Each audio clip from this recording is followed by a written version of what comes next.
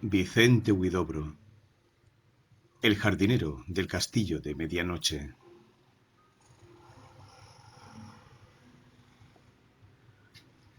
Al oír un grito desesperado, los vecinos corrieron a la casa vecina. La puerta y las ventanas estaban cerradas. La puerta fue violentada y al pasar el umbral, los vecinos quedaron petrificados por el horrible cuadro que apareció ante sus ojos. Un cadáver allí estaba tendido con la boca abierta y los brazos más abiertos aún. Debido a su pequeño acento de sale étranger, se podía adivinar que la víctima era un suizo. A fuerza de largas investigaciones, se llegó a la conclusión de que el cadáver presente no había muerto de muerte natural, sino que había sido asesinado por un ser misterioso. Se veía sobre la punta de su lengua la extraña picadura de un animal o de un insecto, tal vez un escorpión hipnotizado por el inmundo criminal. No era difícil percibir en la habitación las señales de una lucha evidente. En el techo se veían clavadas las obras completas de Racine, Corneille y Molière. El tintero estaba lleno de sangre.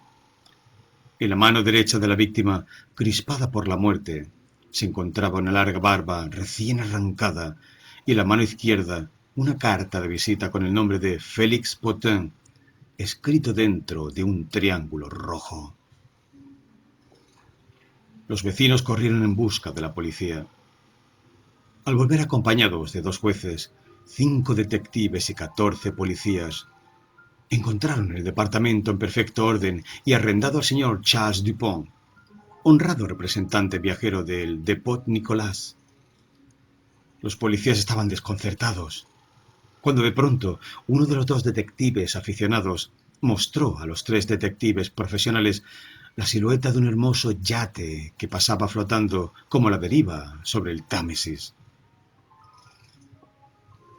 El yate llevaba entre sus labios una magnífica pipa, que todos reconocieron en el acto como la pipa del célebre detective Alfonso XIII. Como el lector debe haber comprendido, Jorge V acababa de ser asesinado.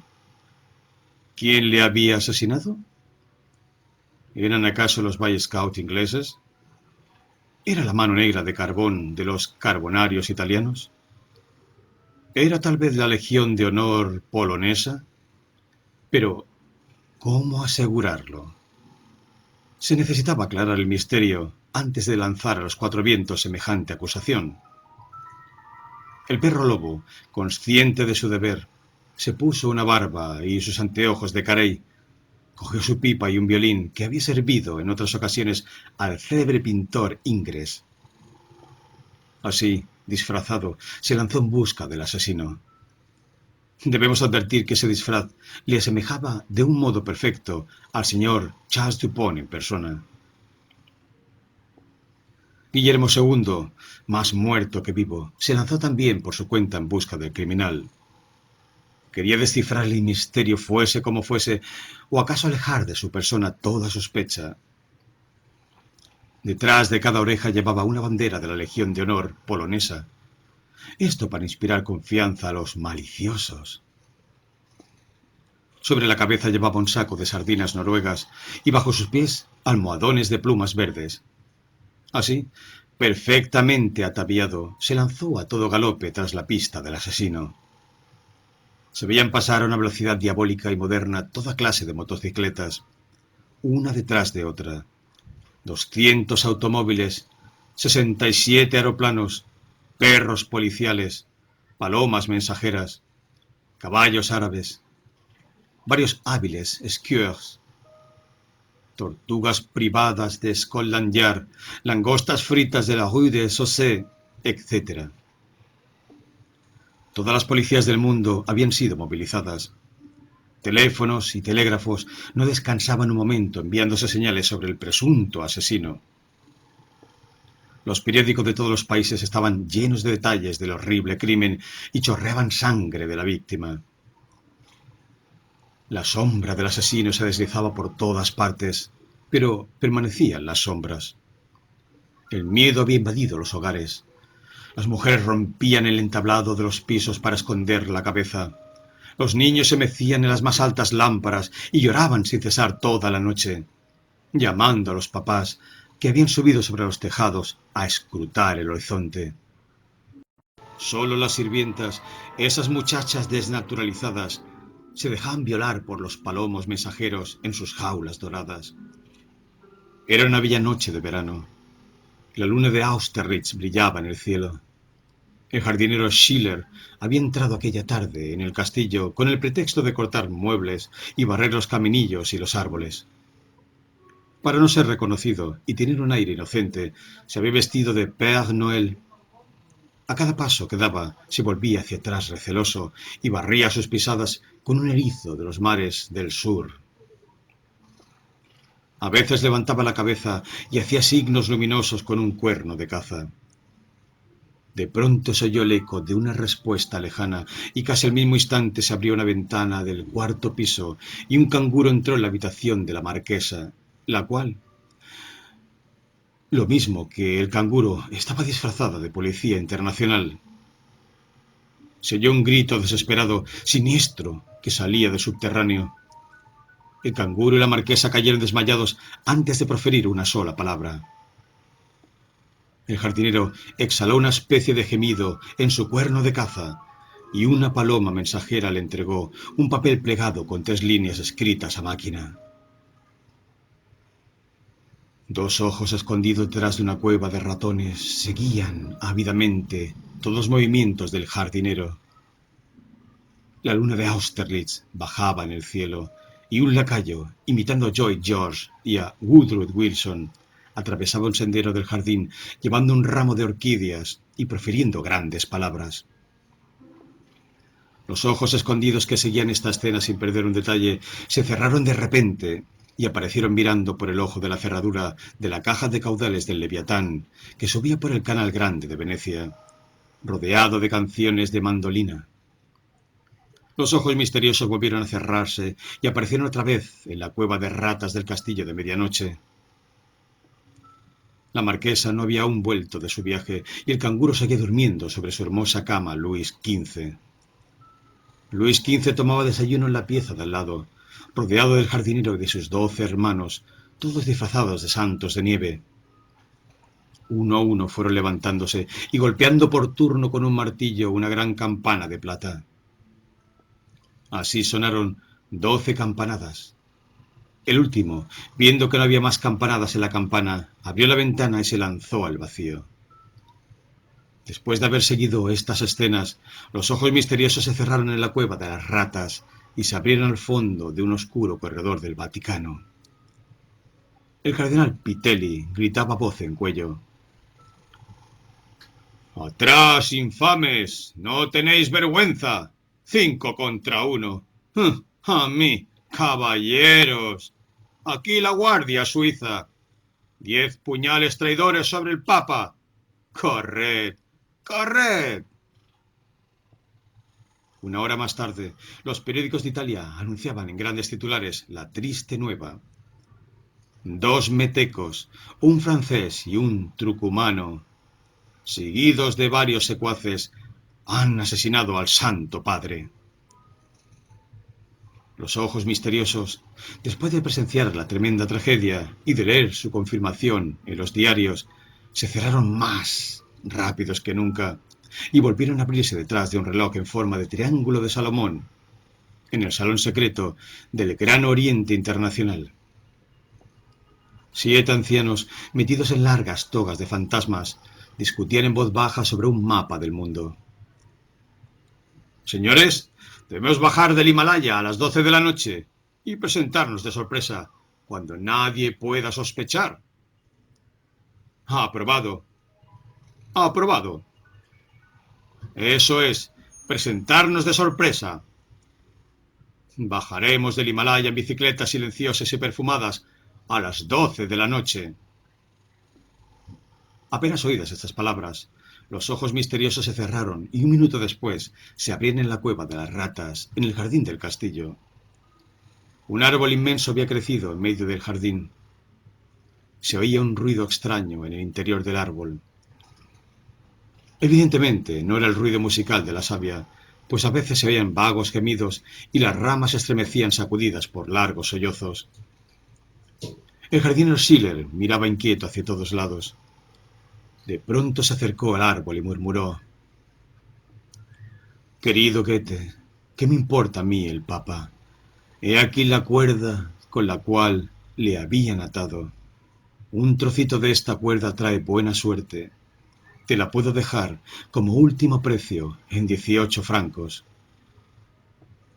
Al mismo tiempo, el rostro de la marquesa apareció en el balcón y se volvió al interior gritando: «¡Un aerolito! ¡Un aerolito! ¡Absalón! ¡Absalón! ¡Un aerolito!». «Lo vi», respondió una voz dura. «Los francmasones. Ya te he dicho, los francmasones». Oyendo estos gritos, los ojos misteriosos vieron abrirse el piano de cola y caer un ancla, que se clavó en el fondo de la alfombra. Una sirena silbó desde el piano, e inmediatamente después se oyeron golpear las puertas y el ruido de pasos subiendo las escaleras y corriendo los corredores. Los ojos misteriosos vieron abrirse la puerta y un ciento de canguros vestidos con el uniforme azul, horizonte, de los soldados franceses desaparecieron en el piano. Era esta la armada gloriosa que había combatido bajo las órdenes del rey Dagoberto en Poitiers-sur-Seine. La gloriosa armada bajó las escaleras del piano que conducían a dos pies mecánicos, los cuales formaron los cimientos del castillo de medianoche. Cuando los canguros llegaron por el interior a los dedos de los pies, que eran largos como Broadway y llenos de bares y cabarets luminosos, las piernas empezaron a andar. Los cabellos de los ojos misteriosos se pusieron de punta ante tal espectáculo y los ojos se cerraron para abrirse casi instantáneamente en la cueva de ratas del jardín. Vieron el mar y las palmeras y oían los gritos de los croupiers de Montecarlo. «Faites vos jeux, faites vos jeux». El oro inglés corría sobre las mesas y compraba todas las ciencias. A orillas del mar se veían desembarcar 100 maletas, en las cuales se encontraban los cadáveres, aún palpitantes, de los 100 canguros recientemente asesinados por orden de los jesuitas. La marquesa, con un cinismo de princesa prusiana, se sentó al piano y cantó el Faust-Trop funerario de Schubert. El Kaiser de Montecarlo apareció vestido de sacerdote egipcio. Cogió las 100 maletas, las cargó sobre otros tantos aviones, los cuales, después de haber girado 3 veces en el torno del faro, volaron hacia Moscú. Los ojos misteriosos se cerraron ante ese cuadro doloroso para abrirse en un cajón del escritorio del jefe de la GPU. Stalin salía del Kremlin. Por entre los barrotes del tragaluz subterráneo lanzó un queso envuelto en un número de Intran al último Romanov, que, atraído por el fuerte olor del periódico, corrió al paquete, abrió el queso y se sentó a leer ávidamente un artículo admirable sobre la pintura francesa. Los ojos misteriosos se cerraron con un suspiro desolado y se abrieron detrás de la tercera máscara negra del Museo Trocadero de París. Ante un magnífico monolito de la isla de Pascua, el general de los jesuitas explicaba a la mariscala Citroën la horrible lucha de los misioneros contra los indígenas en las islas del Pacífico y cómo los jesuitas se habían devorado a los últimos antropófagos. Se veían pasar por las salas en traje de gran gala y unos en pos de otros, diversos personajes y personalidades del nuevo mundo literario y artístico. Todos los célebres Antonios desfilaron ante los ojos misteriosos. M. Antoine Duchamp, Antoine Schoenberg, Antoine Matisse, Antoine Picasso, Antoine Picabia, Antoine Braque, Antoine Stravinsky, Antoine Brancusi, Antoine Mondrian, Antoine Eluard, Antoine Lipsic, Antoine Torres García, Antoine Miró, Antoine Mason, Antoine Aragon, Antoine Barrès, Antoine Ernest, Antoine Vitrac, Antoine Léger, Antoine Zara, Antoine Glaizes, Antoine Breton, Antoine Clee, Antoine Crevel, Antoine Elion, Antoine Gropius, Antoine Laurens, Antoine Jolas, Antoine Giacometti, Antoine Calder, Antoine Le Corbusier, Antoine Dreyer, Antoine Sima, Antoine Dumal, Antoine Doesbourg, Antoine Taubert, Antoine Marcoussis, Antoine Kandinsky, Antoine Chagall, Antoine Servos y los Antoines de los Antoines, Antoine Huidobro y Antoine Arp, que se distinguían por el alto talle de sus ojos, la elegancia de sus dientes, la lucidez de sus cabellos. De pronto la mariscala Citroën y el general de los jesuitas dejaron caer sus ropas y pudo verse que la mariscala Citroën era el general de los jesuitas y que el general de los jesuitas era la mariscala Citroën. Pero observando con mayor atención se pudo afirmar que ambos no eran sino el único y famoso jardinero del castillo de medianoche. Entonces, en medio del silencio y de la consternación general, el jardinero gritó: ¡Los Antoines! ¡Firmes!